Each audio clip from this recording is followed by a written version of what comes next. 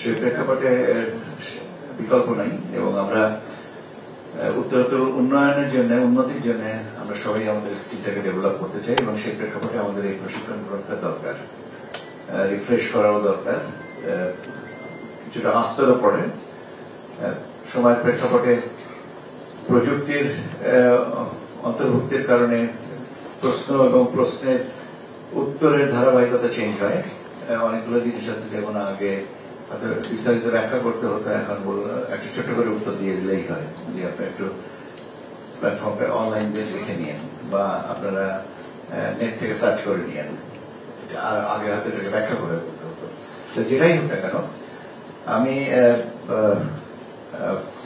খুবই আশাবাদী এবং যে এই প্রশিক্ষণ থেকে আমরা যে জিনিসগুলো জানবো, শিখবো এবং প্রয়োগ করব সেটা আমাদের জন্য একটা মাইলফলক হয়ে আসবে। কারণ আমাদের সামনে যে নির্বাচন, গণভোটের যে আয়োজন, দুটো জিনিস একসাথে আমাদেরকে আয়োজন করতে হচ্ছে এবং এই দুটো খুব বড় ব্যাপার।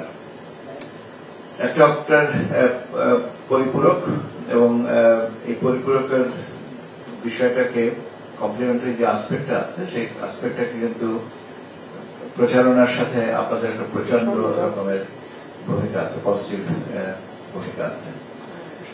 এখনো সাধারণ বিবেচনায় যখনই যাই বিভিন্ন জায়গায় সেখানে জিজ্ঞাসা করা হয় যে আমাদের যে 4টা প্রশ্নের উপরে একটা উত্তর, এটা প্রেক্ষাপটটা কি বা এটা কি করে হবে।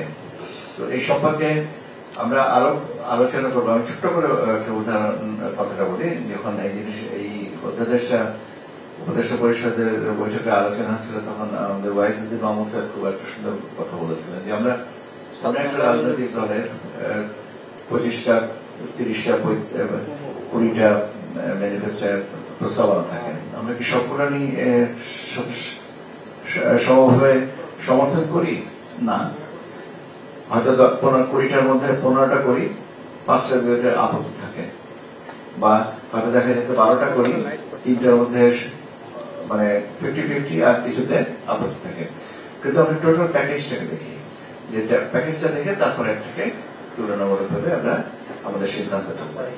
এই বিষয়টাও তাই যে 4টা প্রস্তাবনার ভিতরে আমার হয়তো 3টাতে আমি সম্পূর্ণ একমত বা 2টাতে একমত, একটাতে আধা আমি আর একটাতে একমত না। তো কাজে কিন্তু পুরো প্যাকেজটা দেখে তারপরে এবার সিদ্ধান্ত নিতে হবে হ্যাঁ অথবা না। এই জিনিসগুলোর প্রচার প্রচারণার কিন্তু খুব একটা ভালো সুযোগ আপনাদের, এবং আমরা মনে করি যে এই জায়গায় আপনারা আমাদেরকে পূর্ণ সহযোগিতা করবেন, এটাই আমার প্রত্যাশা। যে জিনিসটা হচ্ছে যে রাজনৈতিক আপনার যে জাতীয় সংসদের নির্বাচন, হ্যাঁ, নির্বাচনে জোয়ার আমরা আছি এবং আপনার রাজনৈতিক দলগুলো নেই, মূলত তাদের মূল দায়িত্বটা পালন করবেন, কিন্তু আমাদের দায়িত্বটা হবে যে তাদের অবস্থানগুলোকে স্পষ্ট করে সামনে তুলে দেওয়া। কারণ আমরা একটা ভালো নির্বাচন চাই, শতাব্দীর ভালো নির্বাচন চাই, এটা আমাদের সবারই প্রত্যাশা।